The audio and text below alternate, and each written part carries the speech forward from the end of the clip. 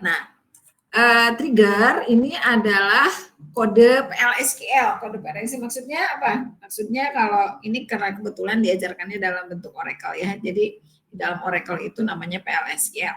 Tapi kita SQL. Jadi sama aja sebetulnya kita mau pakai engine-nya apapun gitu ya. Mestinya ada trigger. Ya. Nah, ini trigger ini merupakan kode SQL gitu ya. Kode SQL yang secara otomatis dijalankan oleh database-nya, oleh DBMS-nya kalau ada suatu event database terjadi. Nah, yang dimaksud dengan event itu apa? Yang dimaksud dengan event terhadap database itu bisa kita melakukan insert, bisa kita melakukan update, bisa kita melakukan delete. Gitu ya. Jadi sekali lagi trigger ini adalah sesuatu yang dijalankan secara otomatis oleh DBMS. Jadi kita nggak perlu ngeran gitu, nggak perlu manggil gitu. Si functionnya itu nggak perlu dipanggil. Jadi kayak dia kayak demon gitu ya, demon itu hantu gitu ya. Jadi dia berjalan dengan sendirinya. Kayak Anda misalnya nggak sengaja ngeklik sesuatu, tiba-tiba laptop Anda bisa ngehang apa gitu ya, karena ada virus yang keklik gitu. Kita nggak ngeklik virusnya, tapi ngeklik misalnya gini, si virus itu biasanya nempel di dot ya kalau nggak salah ya, di kalau misalnya Anda ngejalanin Microsoft Words gitu ya, ada .doc, ada dot kalau nggak salah ya. Nah dia itu biasanya suka nempel di situ. Jadi pada saat kita membuka membuka Microsoft Word, itu si triggernya itu ke trigger gitu, ke picu.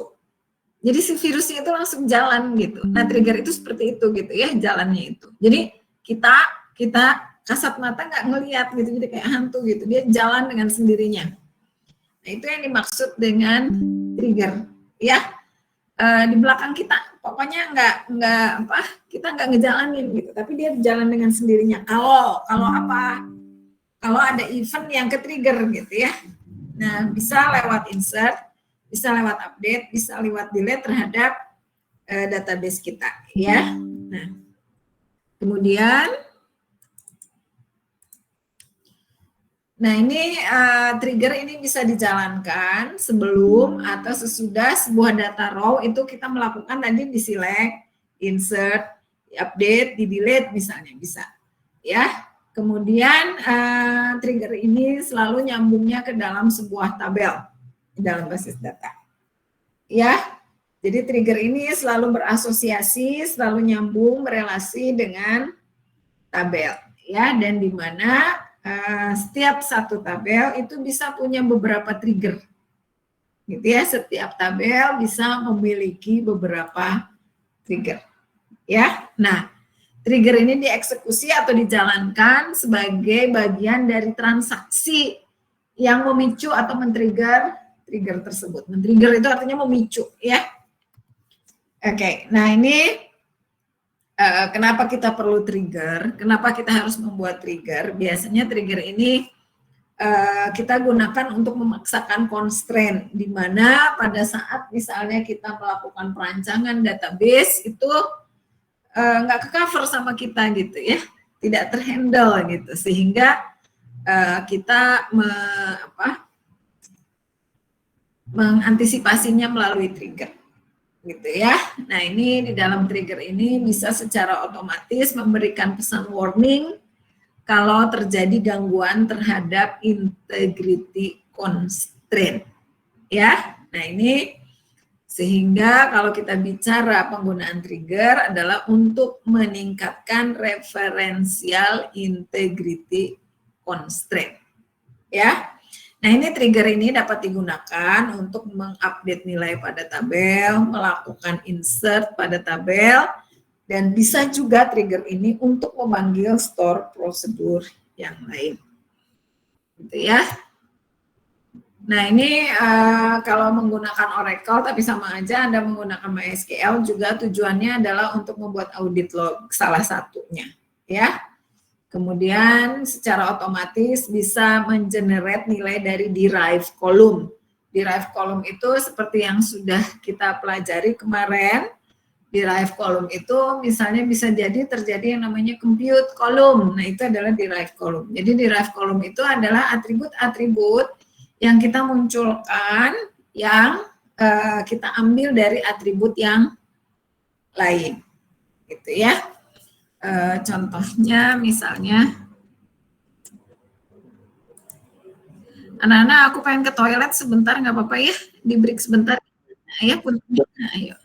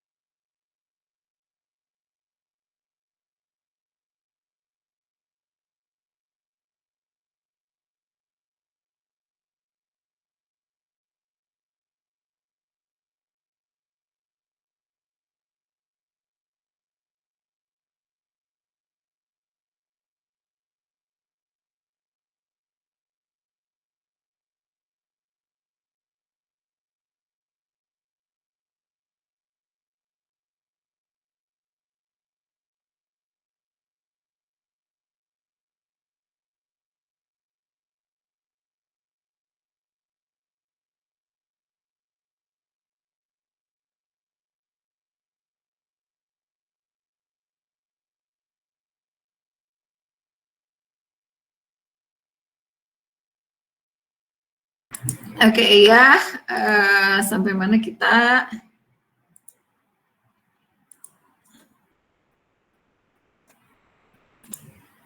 Kelihatan nggak anak-anak saya ada di Excel? Oke, ya. Nah, misal tadi ada, kemarin itu ada tabel penjualan misalnya ya. Penjualan, di mana di dalam tabel penjualan ini ada ID penjualan, kemudian ID barang, gitu ya. Kemudian quantity, gitu ya. Kemudian misalnya di sini ada tanggal penjualan, gitu ya. Nah, seperti ini tabel kita. Nah, misalnya di penjualan 1, saya beli barang 1, ini 2, ini tanggal misalnya 10/01/2022 gitu ya. Nah, ini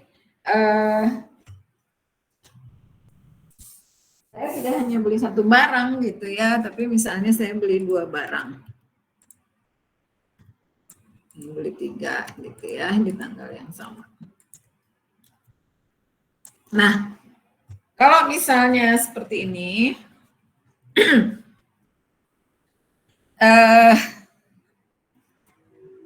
saya kan pengen tahu nih, sebetulnya saya beli barang berapa dan harganya berapa gitu ya.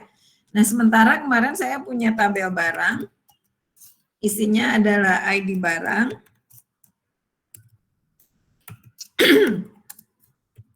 nama, sama harga gitu ya. Misalnya ID 1 ini adalah kertas misalnya ya.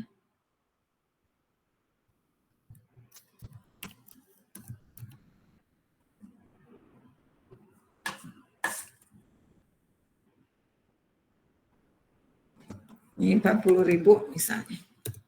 Gitu ya. Nah, ini barang kedua misalnya owner gitu ya. Harganya 98.000 misalnya. Nah, saya kan biasanya pengen tahu nih, saya beli barang apa aja, harganya berapa, kan pengennya gini ya.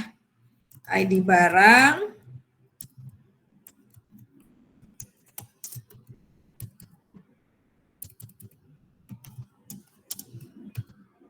sama barangnya apa gitu ya, harganya berapa, kuantitinya berapa, kemudian total gitu ya. Ini kan yang harus kita bayarkan. Jadi kalau saya beli 1, 2 gitu ya, ini adalah ini ya, kuantitinya adalah ini misalnya. Nah, ini totalnya berapa? Ini kan biasanya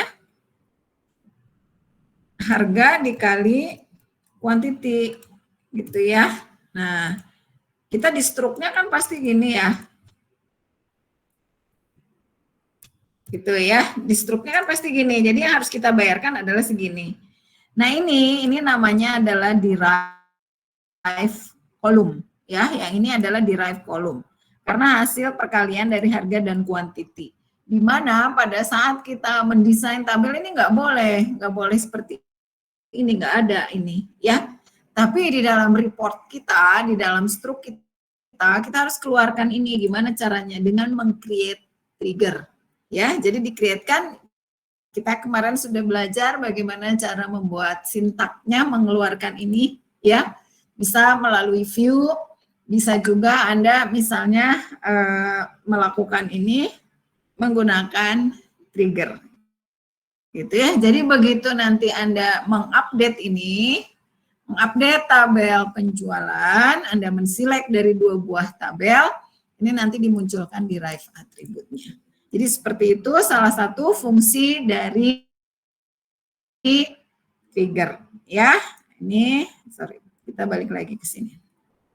Ya, jadi secara otomatis bisa mengenerate nilai dari derive column. Derive column itu yang tadi, jadi perkalian antara harga dengan quantity, itu derive column. Jadi di mana si total itu adalah hasil kita melakukan operasi dengan atribut-atribut yang lain. Ya. Nah, kemudian trigger ini juga biasanya direkomendasikan untuk yang namanya memaksakan constraint. Nah, kadang ada business rules gitu ya, atau keamanan tertentu di dalam database yang pada saat kita merancang itu tidak tercover gitu ya, sehingga kita harus memaksakan constraint tersebut, memaksakan business rules tersebut gitu ya. Dan kemudian rekomendasi yang lain ini adalah untuk membuat replikasi tabel untuk melakukan backup. Jadi ada yang namanya mirroring gitu ya. Kalau Anda misalnya melakukan transaksi di bank nih, Anda bisa menyimpan uang atau melakukan penarikan atau transfer atau apapun gitu ya. Pada saat setiap kali Anda mengupdate tabel akun Anda, itu secara otomatis ada trigger untuk melakukan backup mirroring. Backup mirroring itu apa? Jadi si data Anda itu nggak hanya disimpan di dalam satu server, tapi ada beberapa server gitu ya. Tapi sama isinya, sama persis gitu. Untuk apa? Untuk tujuan apa? Untuk tujuan keamanan biasanya. Karena apa? Kalau misalnya tidak segera di backup, kalau hanya di satu server, kebetulan servernya ada masalah, terus uang kita gimana gitu ya. Yakin nggak gitu kalau pembukuannya beres gitu ya. Makanya kita selalu misalnya kalau perbankan itu servernya nggak hanya satu gitu, dan biasanya servernya itu nggak diketahui sama orang banknya sendiri gitu. Dia simpan di suatu tempat di mana orang nggak tahu itu taruhnya di mana. Gitu ya, supaya aman gitu ya. Oke. Nah, ini sintak untuk melakukan atau membuat trigger ya. Jadi di sini create or replace, kemudian di sini ada trigger. Lalu trigger nama triggernya apa gitu ya. Ini bisa kita eksekusi sebelum atau sesudah. Sesudah melakukan apa? Insert atau delete atau update gitu ya terhadap nama kolomnya apa di dalam tabel tersebut ya. Nah, baru di sini kita lakukan begin, itu mulai triggernya dijalankan gitu ya, kita lihat di sini. Nah, sebelum masuk ke dalam triggernya ini untuk tujuan memudahkan dokumentasi, maka biasanya kalau kita membuat query trigger gitu ya, itu di depannya pakai TRG gitu, menunjukkan kalau ini adalah trigger gitu ya. Trigger, kemudian tabel yang berasosiasi dengan trigger tersebut. Tadi saya bilang bahwa kalau trigger itu pasti berasosiasi dengan sebuah tabel. Jadi trigger, kemudian nama tabelnya apa, kemudian nama triggernya apa. Contoh misalnya ini.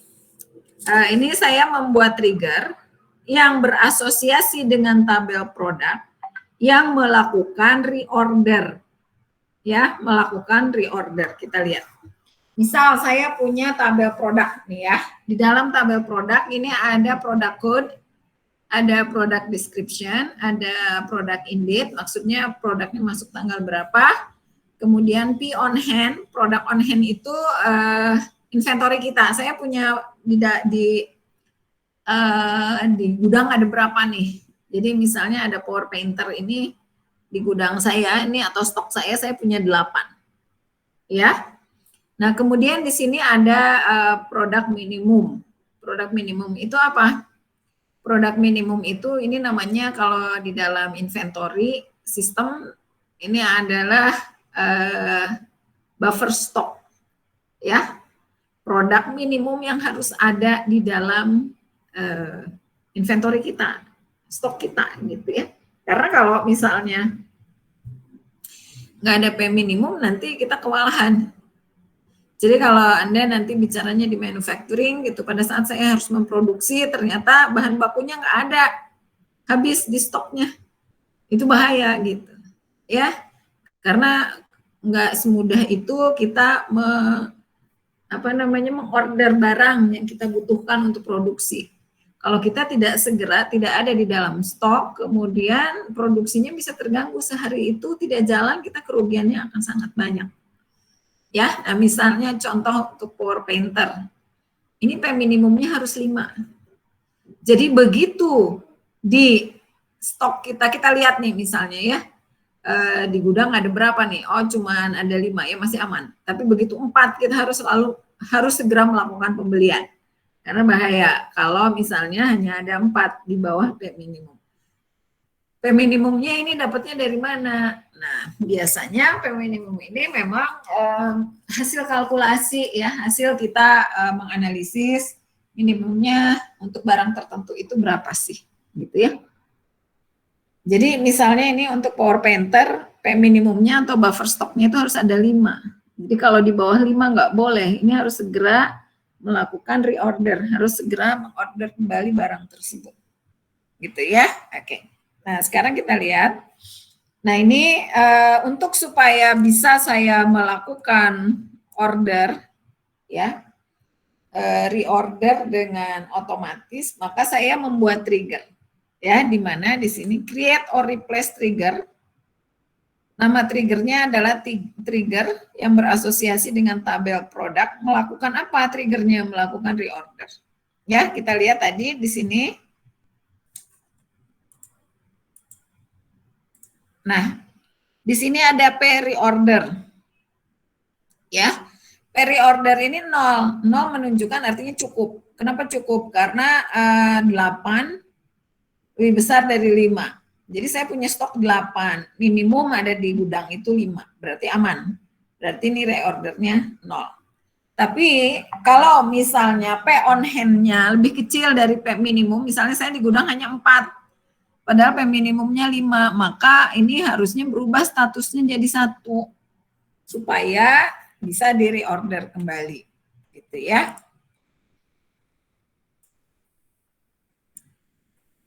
Nah, ini adalah trigger, namanya trigger product reorder untuk melakukan reorder dan berasosiasi dengan tabel produk, ya.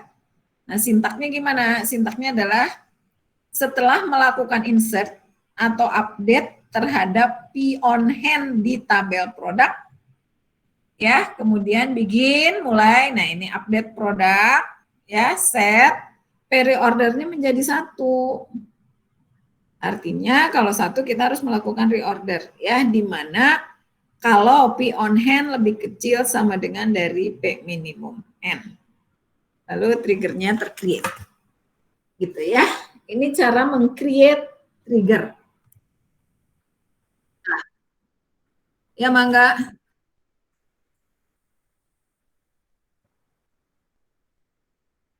Bisa dilakukan di MySQL. Oke. Ya, nah misalnya gini, select bintang from product, di mana P code-nya yang ini. Ya, nah ini yang Power Painter kita lihat, ini P on hand-nya 8, P minimumnya 5, P reorder-nya 0. Nah, si Power Painter ini dipakai nih 4 atau terjual 4 gitu ya, sehingga sisanya tinggal 4 kan, ya. Nah, pada saat kita menjual 4 produk itu, misalnya update produk set P on hand 4, di mana P code-nya yang ini. Ya, saya jual nih. Karena terjual, maka di tabelnya terupdate menjadi 4.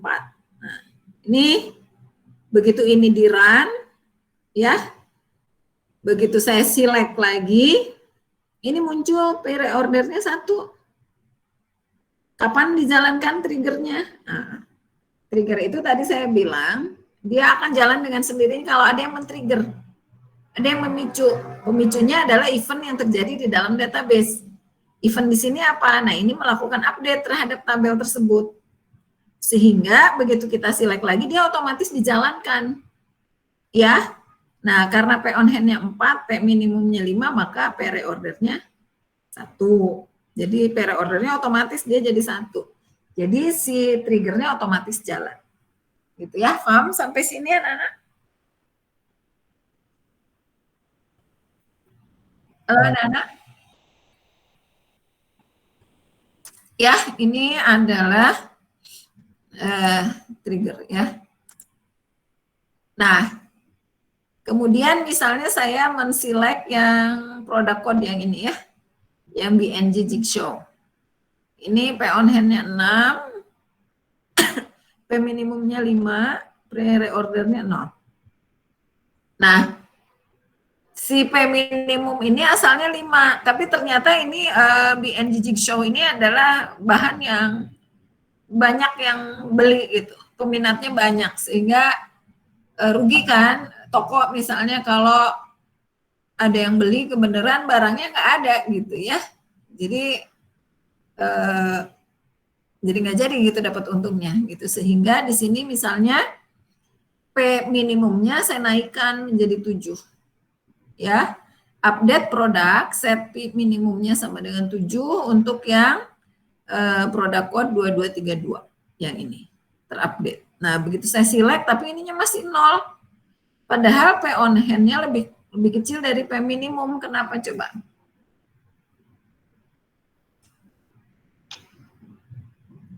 Halo anak-anak? Kenapa bisa seperti itu? Harusnya kan dijalanin ya. Harus dijalankan si, karena tadi kan ada triggernya. Harusnya kan reordernya jadi 1 kan, otomatis. Tapi ini enggak. Kenapa?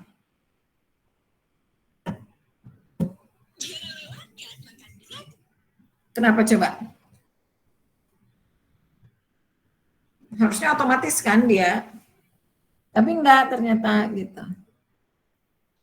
Ada yang tahu?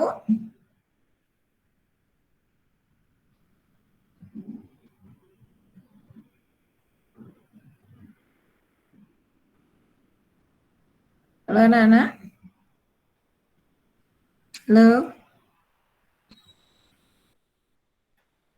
Kurang tahu. Coba lihat. Tadi. Nah. Ini kan. Create, replace, trigger, product reorder. After insert or update of P on hand. Setelah melakukan insert atau update terhadap P on hand on product. Di situ nggak disebutkan, ini kan yang sini tadi ya, update product set P on hand, ya kan, sehingga ini triggernya jalan. Tapi yang di sini, yang diupdate itu adalah P minimumnya, bukan, ya karena dia spesifik menyebutkan P on hand, bukan P minimum gitu, ya, sehingga harus kita update. Nah, jadi harusnya create or replace after insert P on hand dan P minimum. Jadi kita tuh harus jeli gitu supaya triggernya tetap jalan ya. Kalau terupdate-nya adalah P on hand-nya maupun P minimumnya gitu ya. Oke. Oke. Nah, sekarang gini. Tadi kan kita lihat ya.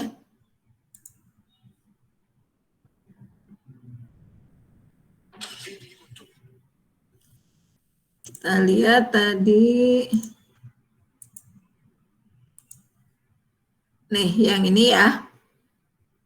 Ini kan minimum ordernya 25. Dia reorder. Setelah saya reorder, kan berarti saya update nih ya, P on hand-nya jadi 29 ya. Betul? Ya, karena saya beli nih, melakukan pembelian. Jadi P on hand-nya saya update jadi 29. Nah, ya begitu P on hand-nya 29, ya, P minimumnya berarti kan udah lebih besar daripada daripada P minimumnya ya. Tapi begitu saya run gitu, ternyata ini nggak berubah. Ini kan tadi jadi 1 nih. Saya tambah 25. Jadi update P on hand sama dengan 29 set P on hand sama dengan 29. Berarti kan P on hand-nya lebih kecil dari P on hand-nya lebih besar dari P minimum. Berarti kan P reordernya harusnya kembali lagi jadi 0. Ya enggak?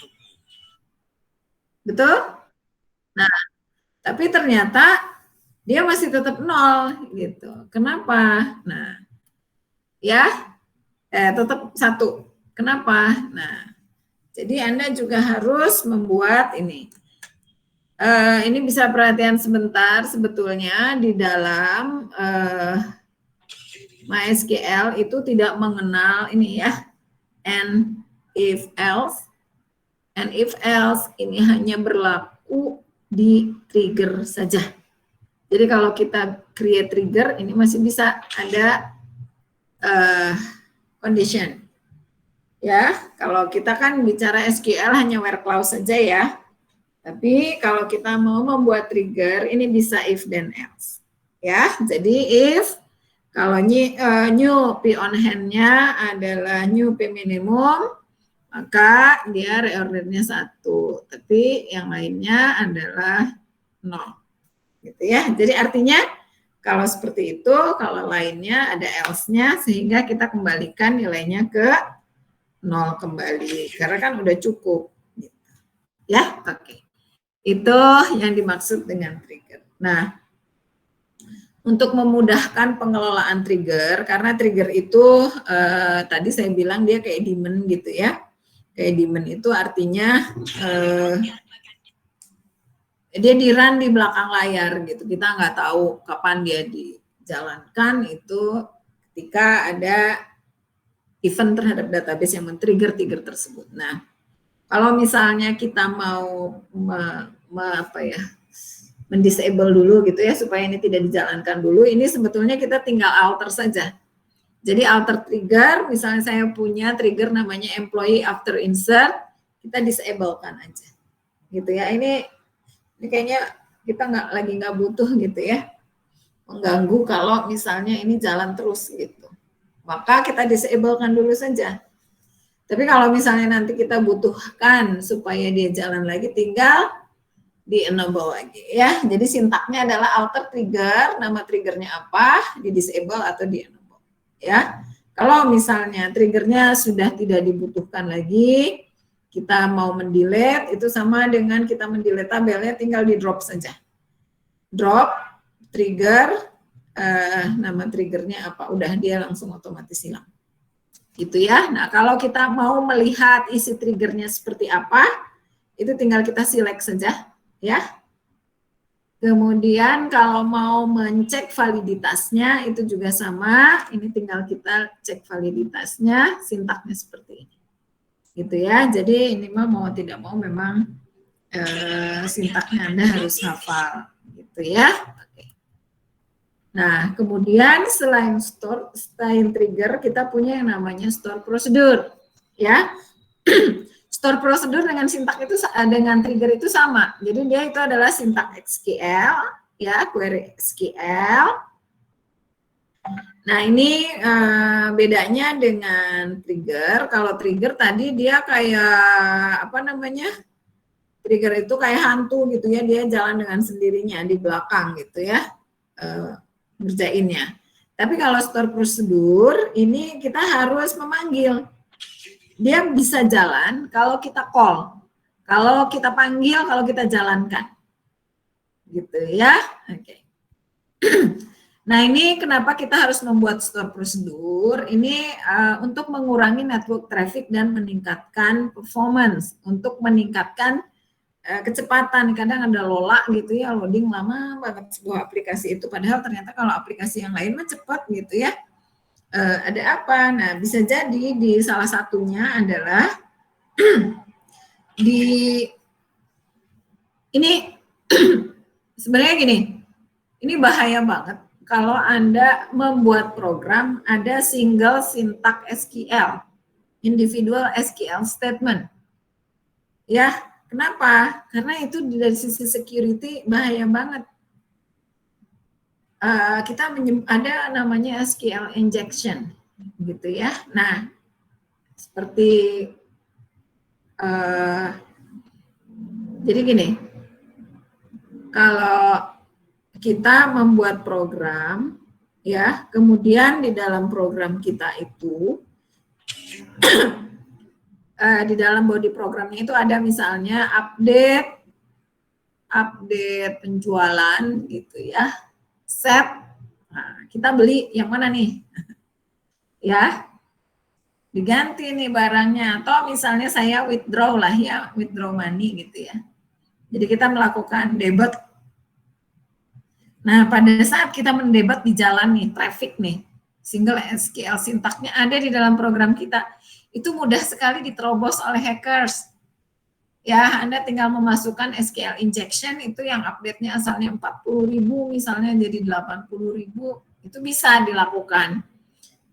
Sehingga rentan sekali terhadap hal-hal yang seperti itu. Kalau Anda membuat program menggunakan single SQL statement, ya.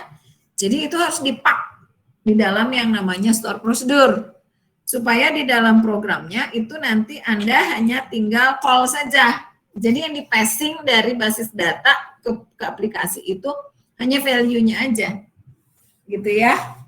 Nah, nggak update-nya. Nah, kapan melakukan update-nya? Melakukan update-nya di database-nya, tidak di level aplikasi.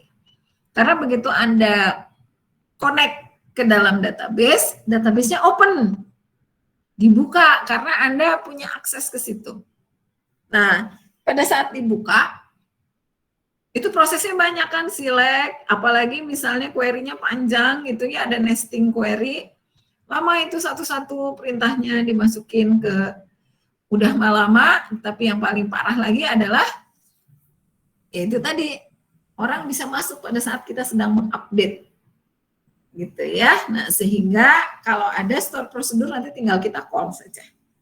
Ya, jadi ini penting Anda membuat store prosedur. Ini biasanya jarang sekali orang yang mengindahkan, even orang IF ya, kecuali Anda nanti bekerjanya di perusahaan ya. Di perusahaan besar itu nanti Anda akan menggunakan store prosedur. Kalau misalnya Anda ya kerjanya lepasan gitu ya, suka kadang programmer tuh suka keras kepala, aman kok Bu, aman apanya gitu ya. Banyak kok kejadian gitu ya. Dulu pernah dibobol apa ya, tiket.com ya kalau nggak salah ya, sekian miliar gitu ya, sama anak umur berapa gitu, di bawah 17 tahun kalau nggak salah yang ngebobolnya. Dia menginjeksi aja gitu, dia beli banyak dari sana padahal dia nggak masukin apa-apa gitu ya. Kebobolan itu seperti itu. Karena pada saat dia membuat aplikasinya nggak menggunakan, salah satunya adalah tidak menggunakan store prosedur gitu ya. Jadi gampang banget orang masuk. Oke ya. Jadi keuntungan pertama untuk store prosedur itu adalah mengurangi traffic ya, karena nggak satu-satu nih, tinggal call saja, jadi satu value yang keluar. Sehingga dengan trafficnya terkontrol, maka bisa meningkatkan performance. Jadi respon time-nya bisa cepat gitu ya. Jadi nggak lola gitu, buka aplikasi kok lama muter gitu, nggak. Jadi cepat gitu ya. Dan yang paling penting itu adalah aman ya. Oke. Nah ini bagaimana cara meng-create store prosedur ya. Seperti tadi kita membuat trigger itu di depannya TRG, tapi kalau store prosedur kita membuatnya ini PRC, prosedur gitu ya. Ini untuk standar penamaan store prosedur. Kemudian ini production berhubungan dengan tabel produksi ya. Melakukan apa? Untuk melakukan diskon misal ya. Nah, ini sintaknya seperti ini kalau kita membuat store prosedur, create or replace prosedur. Nah, ini nama store prosedurnya apa? Ini sebetulnya dia ingin melakukan otomatis diskon dari tabel produksi ya. Misalnya as begin update tabel produknya. Kemudian set pay discount itu adalah pay discount ditambah 0,05 ya. Jadi diskonnya misalnya ini hanya 5%. Kalau pay on hand-nya lebih besar, pay on hand itu tadi ya, barang kita di inventory kita atau di gudang kita ini 2 kalinya minimum lebih besar dari, jadi tadi misalnya tadi kan 29 ya, setelah saya masukkan 29, sementara minimumnya 5 kali 2 itu 10, sementara kita punya barangnya ada 29, berarti lebih dari 2 kalinya, maka dia akan diberikan diberikan diskon sebesar 5% gitu ya. Nah, tadi saya bilang bedanya store prosedur dengan trigger. Store prosedur itu harus di call, jadi nggak bisa jalan sendiri seperti trigger ya. Oke, kita lihat di sini. Nah, misal contoh. Ini kan 29 nih yang 11 QR yang Power Painter yang paling atas ya. Di on hand-nya 29. Nah, ini diskonnya kan masih 0 ya. Oke, nah kalau misalnya kita panggil prosedur yang tadi, ini dia melakukan eksekusi. Ya. Memanggilnya itu adalah menggunakan exec. Nama prosedurnya apa? Nama store prosedurnya apa? Exec tadi prosedur production discount ya. Nah, begitu kita select tabelnya, select bintang from product, ini otomatis lihat diskonnya ada muncul 0,05 gitu. Ya. Ini adalah salah satu contoh untuk store prosedur. Ya, oke. Ada ini beberapa contoh store prosedur. Nah, ini bedanya store prosedur dengan trigger. Tadi kalau trigger ini implicit execution, artinya apa? Dia dieksekusi kalau ada yang men-trigger. Kalau ini explicit execution. Jadi kita harus meng-call menggunakan tadi exec nama store prosedurnya apa. Tapi fungsinya adalah sama, gitu ya. Oke, nah ini yang dimaksud dengan trigger dan store prosedur. Nanti Anda per kelompok itu bisa mencoba membuat trigger dan store prosedur untuk aplikasinya masing-masing kelompok. Gitu. Ya. Oke, ada yang mau ditanyakan anak-anak?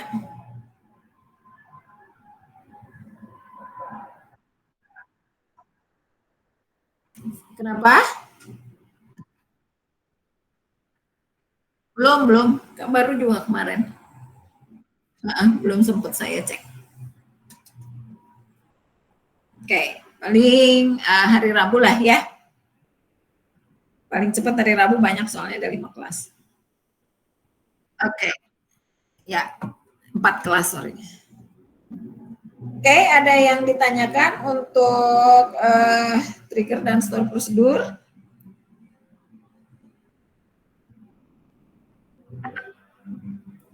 Tidak ada? Oke, ya. Kalau tidak ada, anak-anak, ini adalah pertemuan kita yang terakhir di semester ini. Ya, nanti untuk UAS-nya, saya sih pengennya tidak ujian tertulis ya, karena ujian tertulisnya udah kemarin di UTS 2. Nah, untuk ujian akhirnya, Anda kan waktu di awal sudah saya kelompokkan berempat, ya berempat apa bertiga? Saya lupa. Bertiga sih sebenarnya, yang berempat karena yang nggak ini aja ya. Oke, jadi gini, setiap kelompok itu nanti untuk UAS-nya Anda silahkan mensubmit project-nya, aplikasinya ya, dilihat dari kalau bisa sampai user interface-nya Anda buatkan, ya mulai dari rancangannya seperti apa. Jadi report-nya nanti yang harus Anda submit di e-learning, gitu ya. Oke. Jadi perwakilan saja. Jadi misalnya ini ketua kelasnya siapa ya, kelas D itu ya? Oke ya, Raza nanti tolong di list lagi kelompoknya. Jadi misalnya kelompok 1 siapa aja namanya. Jadi nanti itunya yang disubmitnya adalah kelompok 1 gitu misalnya. Ya, UAS kelompok 1 gitu. Jadi saya tahu kelompok 1 itu namanya ini aja gitu. Ya, jadi perwakilan saja nanti untuk mensubmit pada saat UAS-nya. Gitu. Oke? Ya. Ya, jadi kita ujiannya tidak tertulis gitu ya. Ujiannya hanya mensubmit proyek besar Anda. Tapi aku nggak mau ngasal ya. Di dalam proyek besar Anda itu nanti Anda membuat aplikasi apa, dijelaskan, kemudian proses bisnisnya seperti apa, kemudian IRD, TRD-nya gimana, kemudian desain tabelnya mana, kemudian implementasinya seperti apa, DDS-nya mana, gitu ya, user interface-nya gimana, gitu ya. Oke, syukur-syukur kalau misalnya aplikasinya jadi. Oke, ada yang mau ditanyakan anak-anak sampai sini? Tidak ada? Oke ya, kalau tidak ada anak-anak, ini kuliah kita yang terakhir. Mudah-mudahan apa yang kita pelajari selama 1 semester ini bisa berguna untuk menjadi bekal Anda nanti bekerja maupun di mata kuliah yang lain, karena basis data ini adalah dasar dari mata kuliah yang lain seperti rekayasa web, pemrograman basis data, dan seterusnya. Itu hampir semua aplikasi itu nanti Anda harus melakukan pengelolaan database ya. Dan selama perkuliahan berlangsung, ya mohon maaf ada beberapa kali kebetulan saya sedang di luar gitu ya, jadi kita harus ada kuliah pengganti kemarin gitu ya. Dan selama perkuliahan berlangsung, apabila ada salah kata atau ada ilmu yang kurang saya sampaikan, mohon dimaafkan ya. Nanti mungkin kita ketemu lagi nih, kalau ketemu lagi ya. Karena nggak tahu nih ketemu lagi atau enggak kita ya di semester depan. Biasanya ketemu saya lagi nanti di semester 7 atau semester 8, semester 7 dan 8. Anda sekarang semester berapa ya? Semester 3 ya? Ya, jadi agak lama nanti baru ketemu saya lagi. Gitu ya. Oke, mungkin anak-anak itu saja. Terima kasih atas perhatian dan partisipasinya. Assalamualaikum warahmatullahi wabarakatuh. Waalaikumsalam warahmatullahi wabarakatuh. Waalaikumsalam warahmatullahi wabarakatuh. Terima kasih, Ibu. Terima kasih, Bu.